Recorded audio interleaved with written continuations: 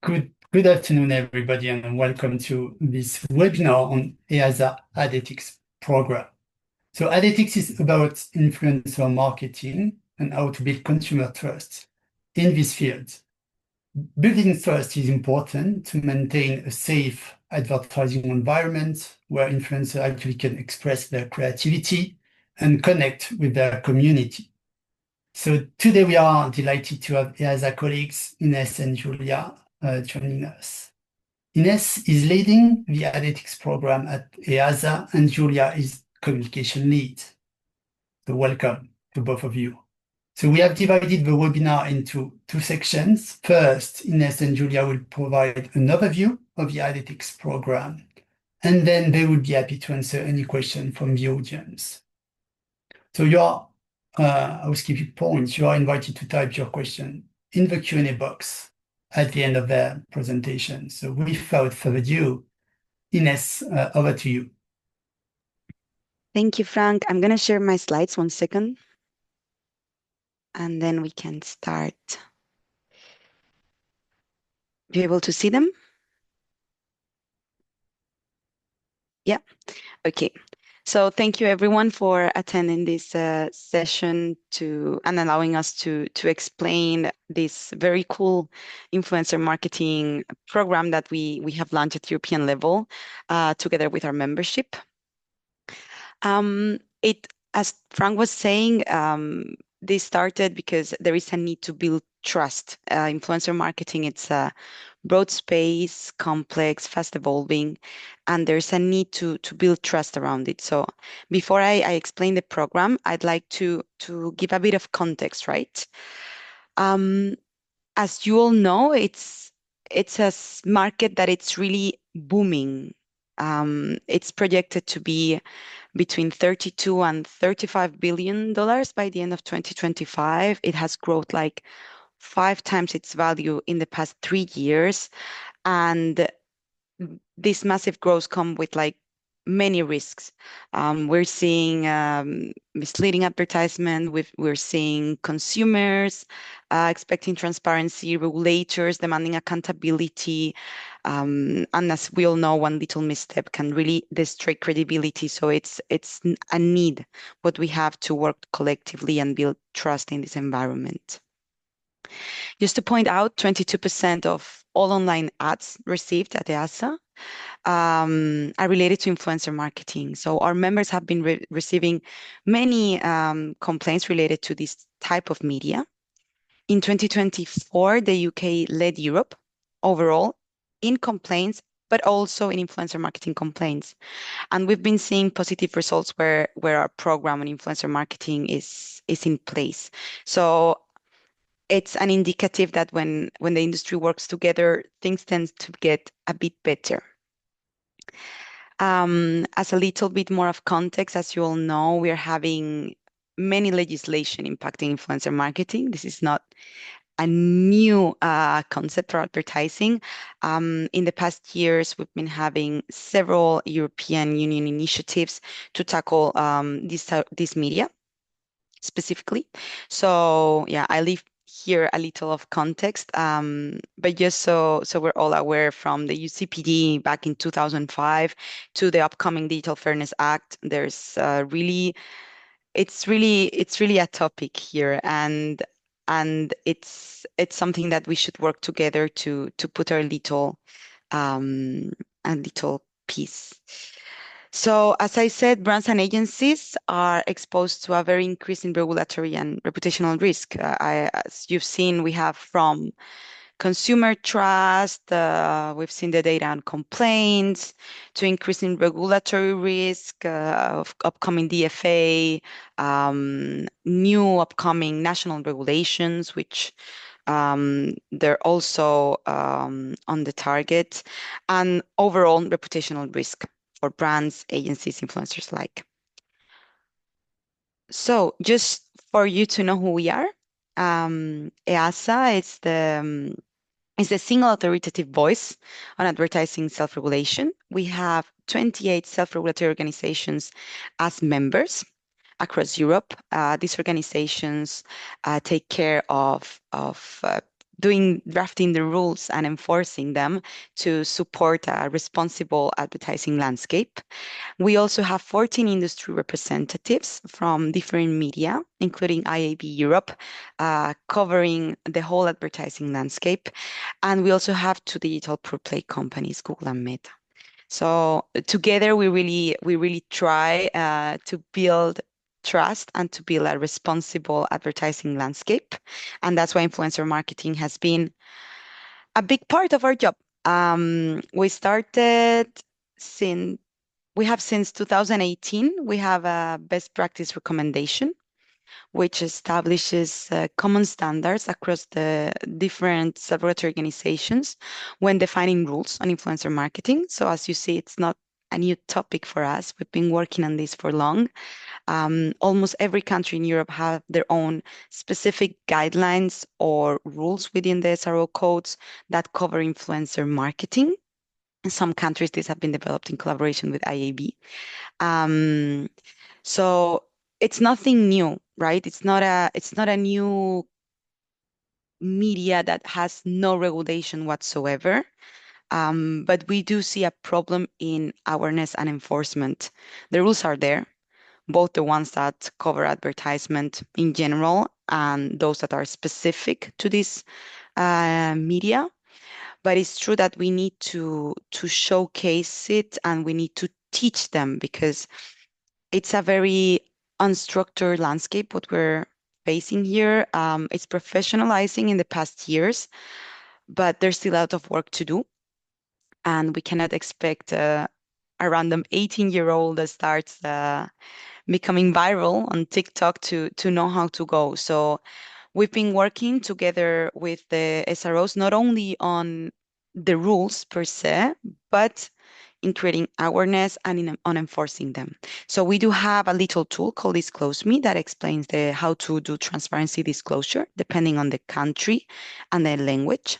We also have SROs conducting monitoring of advertising content to with two objectives. One, to of course identify trends, what issues should they tackle, but also to enforce, to go to the influencers that are not doing right or the brands and say, hey, maybe you should work a bit more here or there and improve what they're doing.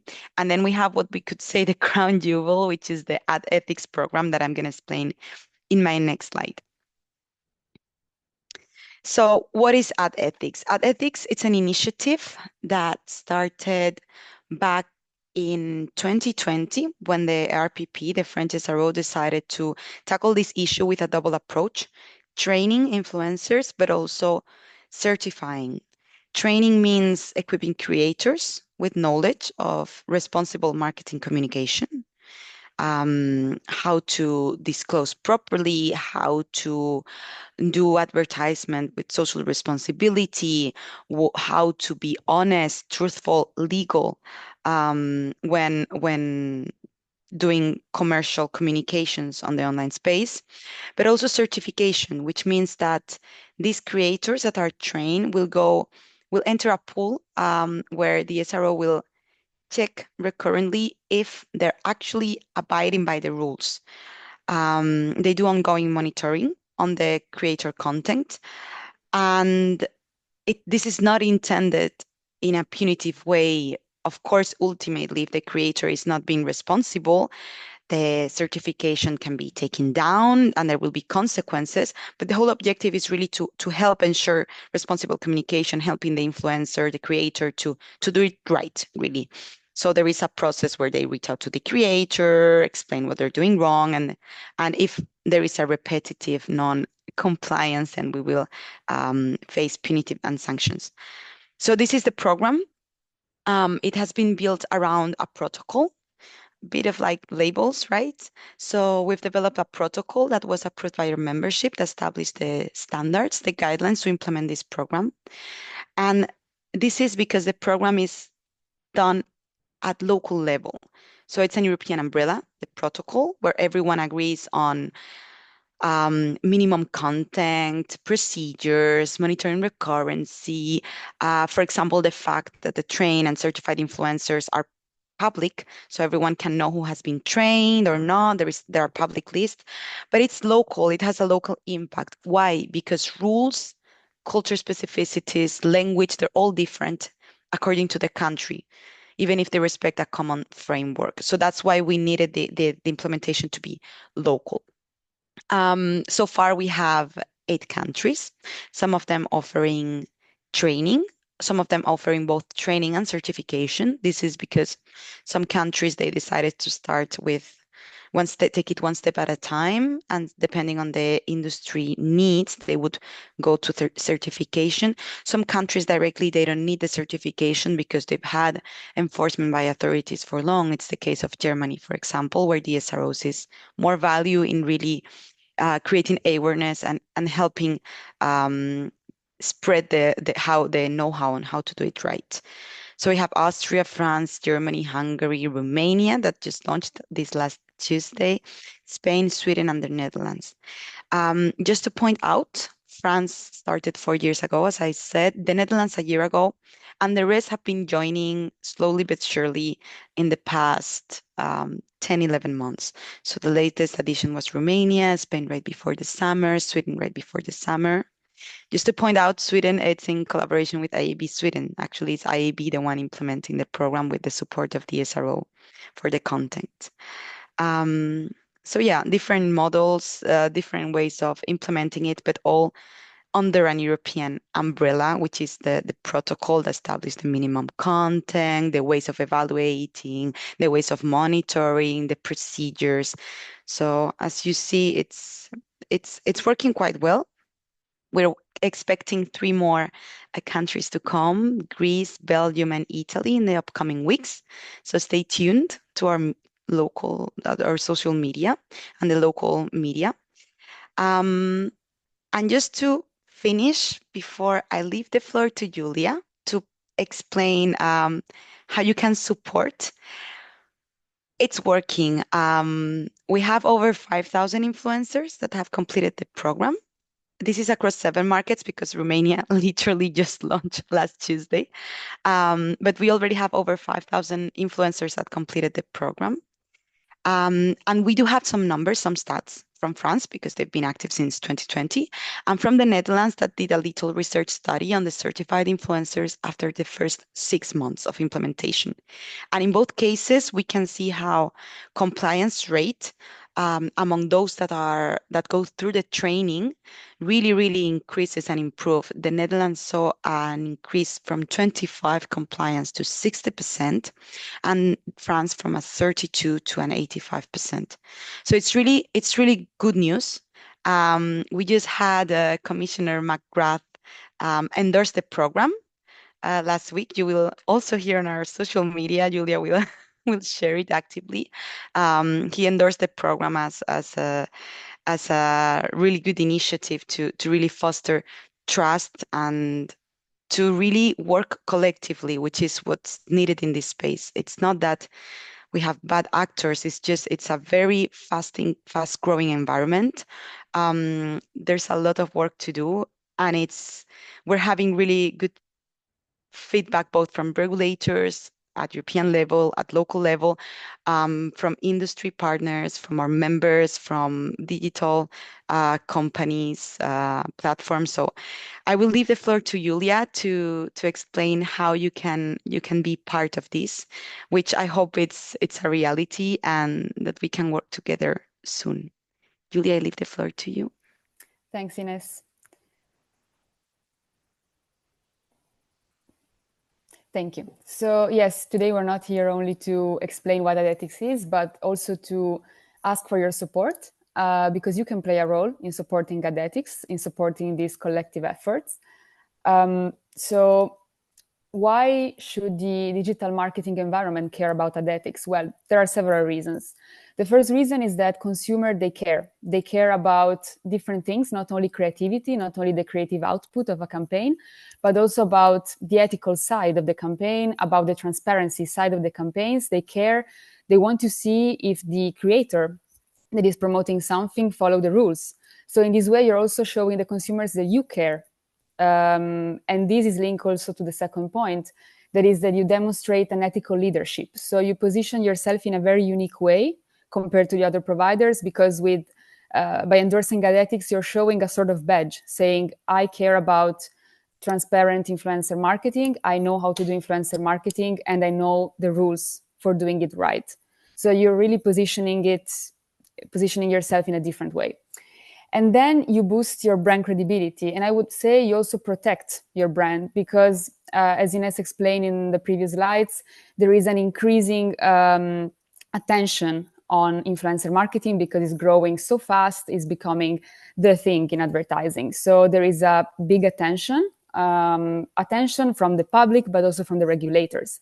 And in this way, you're already protecting yourself and looking forward, saying, I know the rules. So this should also protect your campaigns, your work from scrutiny. And also it makes things easier because you're working with a creator that knows the rules, knows how to do things right. So the making of is smoother, and then also the aftermath, it's easier, because it's really difficult if you're working with someone that knows how to do things, that you will have problems later. So it's making things easier for you and also boosting your brand credibility. So really showing that you're a brand that care about influencer marketing and doing it right.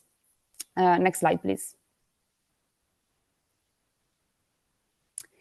So there are several ways in which you can support us. So on our end, we will ask the permission to display your logo and potentially a testimonial on the AdEthics website, but also on our social media, on the related comms materials.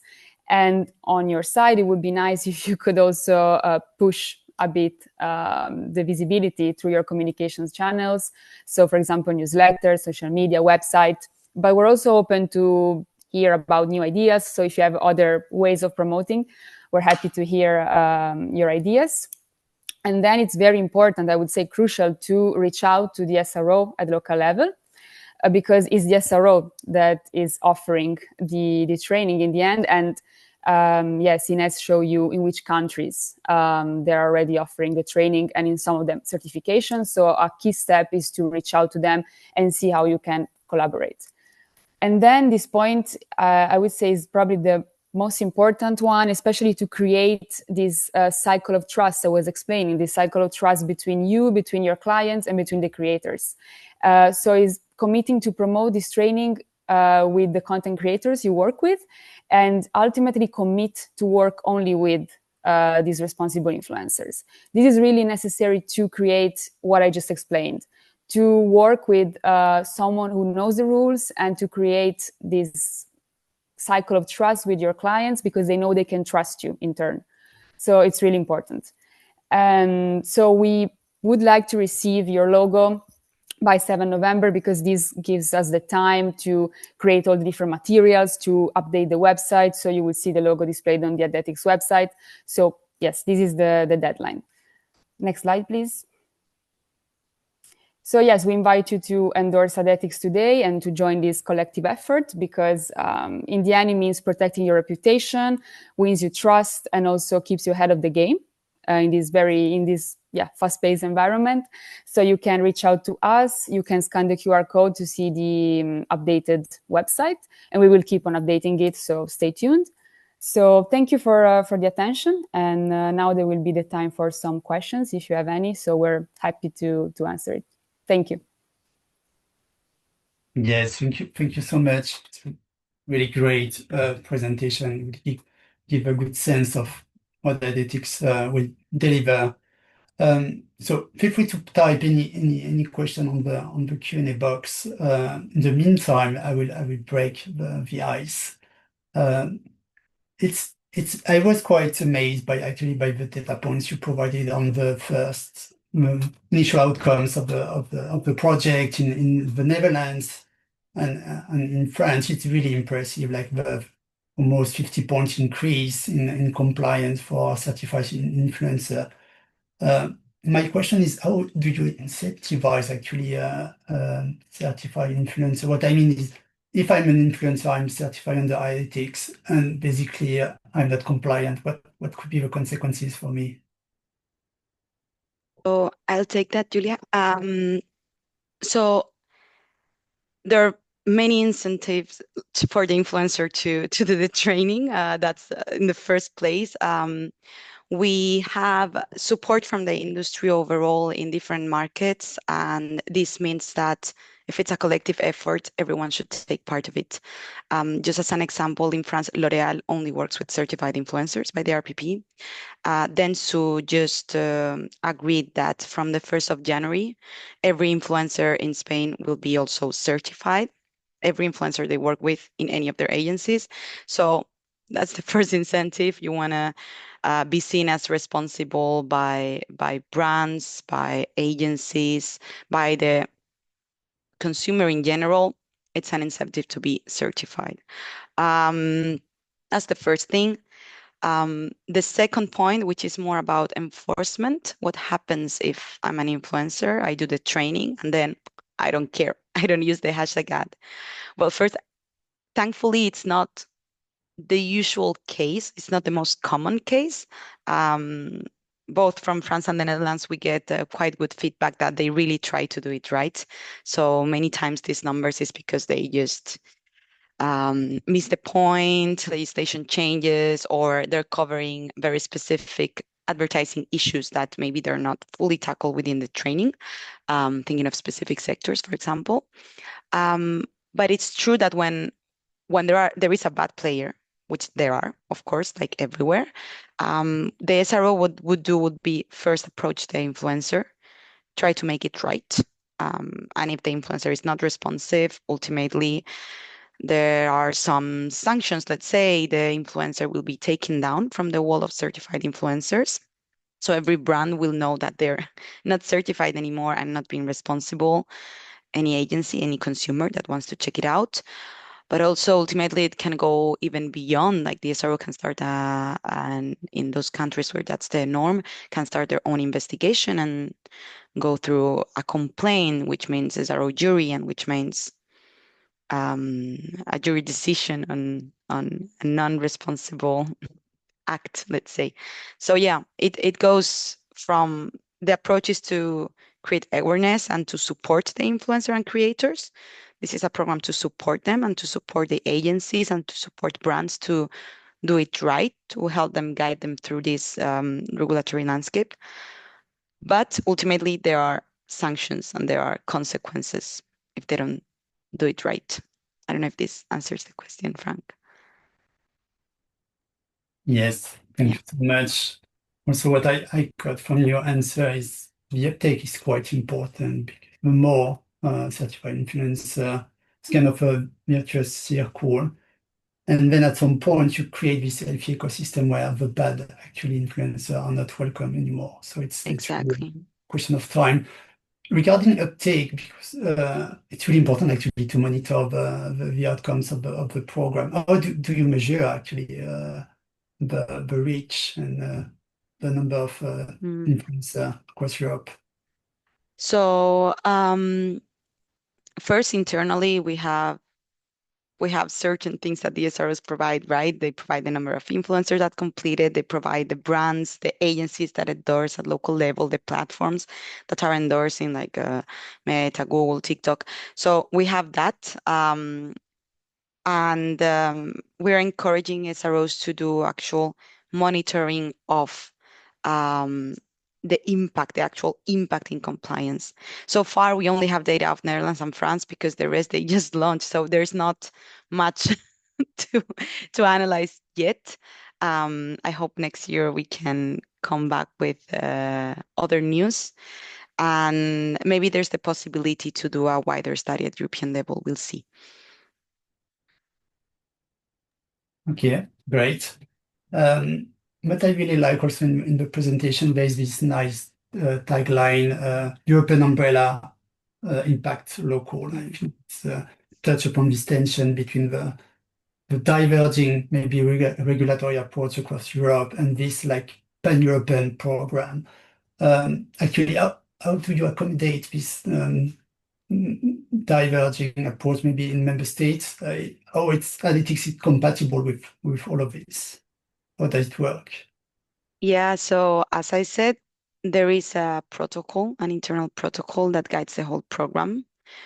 And we also provide, as EASA, we provide support to those entities implementing the program in terms of common e-learning platform, if they want it. We provide materials, we provide videos, and all sorts of tools. We also act as a hub for SROs to exchange good practices. For example, what's working in their markets and not, what type of companies to approach, what influencers are more interested, all the good practices to actually have the program running and improving, because of course there's always space for improvement everywhere.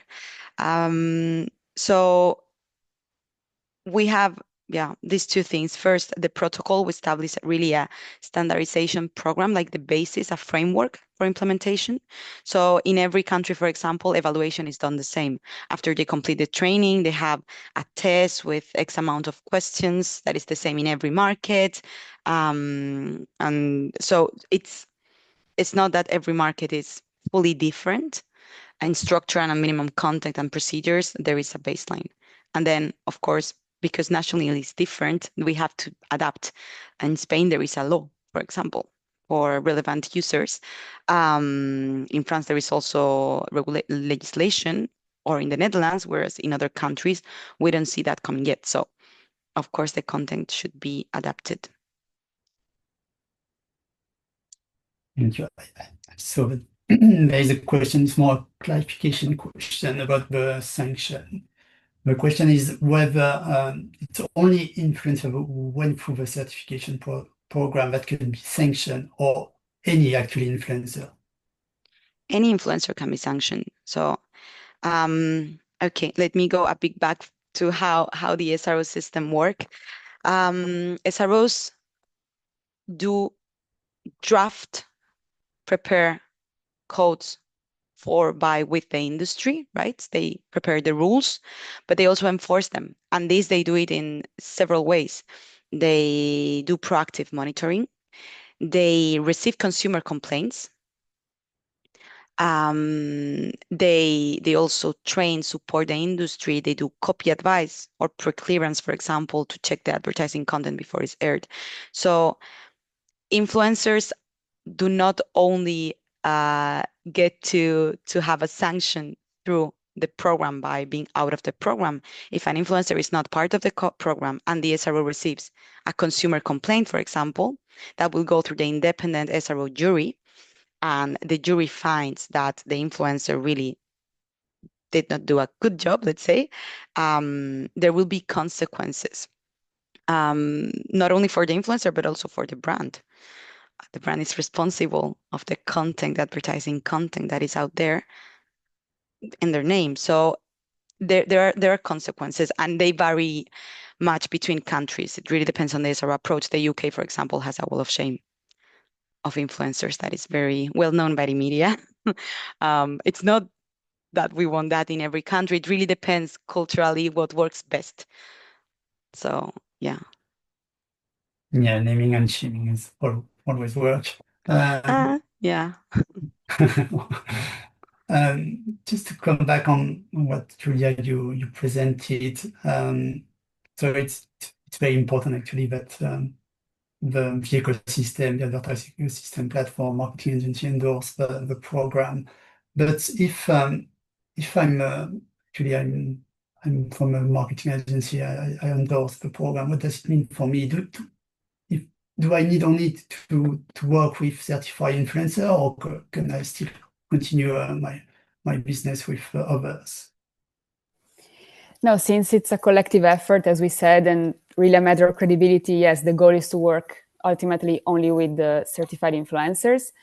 Of course, then, I mean, there is no contract signed between us and the company endorsing. So if, let's say, over a year, then we say you're working with an influencer is not respecting the rules, of course, we're not going to sanction you. But it's a matter, again, of credibility. So you were, by endorsing AdEthics, saying that you care about transparency, about ethical advertising, and you commit to work with these certified in content creators. So in the end, if you're working on a campaign that is not properly disclosed, the content creator doesn't know the rules, doesn't know anything about, let's say, social responsibility, for example, then yes, there is a matter of credibility. There is your credibility at stake.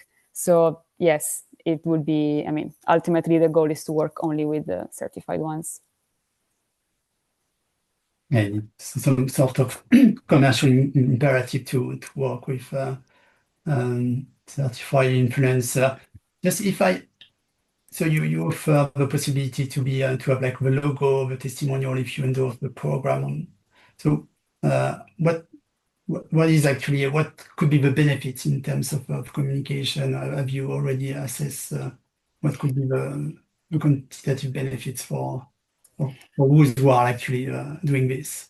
Well, we don't have any metrics yet because we haven't uploaded the logo on the website and we haven't started communicating about the endorsers yet because we're gathering all the support. And then, so yes, the deadline is the 7th of November. And after that, we will start displaying all the logos and communicating about it as much as we can. So, for example, if we go to an influencer marketing fair, for example, there is one in the beginning of November in Paris, follow me.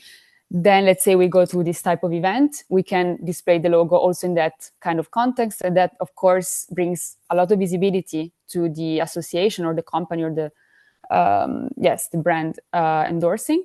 So that's good in terms of visibility and also visibility with regulators because, as we mentioned, Commissioner McGrath recently endorsed AdEthics. So also gives you credibility and shows that you cared also to the regulators, which is again a benefit for the association because there is increased scrutiny. So already you're positioning yourself as an association that cares and knows the rules. So also in light of this recent endorsement from the Commission, it's I think even more strategic that your logo is displayed next to AdEthics. If I may add to that, Frank, it's important that we consider this as a collective effort. It's a media that is being seen as the Wild West. Like there are no rules now. Everyone wants to regulate legislation and everything. It is not. There are rules. All rules on advertisement apply to commercial content, also on influencer marketing. There are specific rules and guidelines at a self-regulatory level. It's not the Wild West, but there is an issue of since it's a space that has grown so far, an issue of the structure, lack of structure in the sense of industry representatives, in the sense of professionalism of the sector, which now it's being solved. We have, for example, EIMA, the European Influencer Marketing Alliance that was created last year. We are seeing this sort of alliance being created locally for influencer agencies and for influencers to join forces and work with the rest of the actors within the advertising space.